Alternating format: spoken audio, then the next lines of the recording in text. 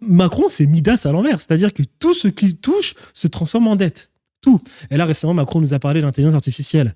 On sait tous pertinemment que l'État va encore rater dans son projet d'intelligence artificielle. Il va encore générer de la dette pour lancer son projet. Ça va échouer, mais c'est pas grave, car l'État est encore plus présent dans l'économie française et les fonctionnaires, eux, continuent d'être payés. Quand je parle des fonctionnaires, je parle surtout des mecs comme Macron. Dès que Macron, normalement, nous sort une phrase qui commence par on va, normalement, on devrait tout couper. On devrait tout arrêter en France pour dire non, il n'y a pas de on va, tu ne fais plus rien. Reste à ta place, il n'y a pas de problème. Il reste encore 2 ans à te supporter. Mais durant ces 2 ans-là, nous t'interdisons, Macron, de prononcer les 2 mots on va. Parce que chaque fois que Macron annonce quelque chose, ça part en cacahuète et chaque fois que ça part en cacahuète, c'est la dette qui s'alourdit.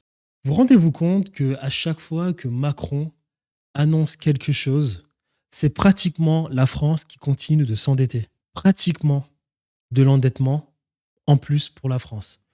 Parce que chaque fois que Macron annonce quelque chose, ça échoue à tous les coups. Chaque fois que le gouvernement annonce quelque chose, ça échoue à tous les coups.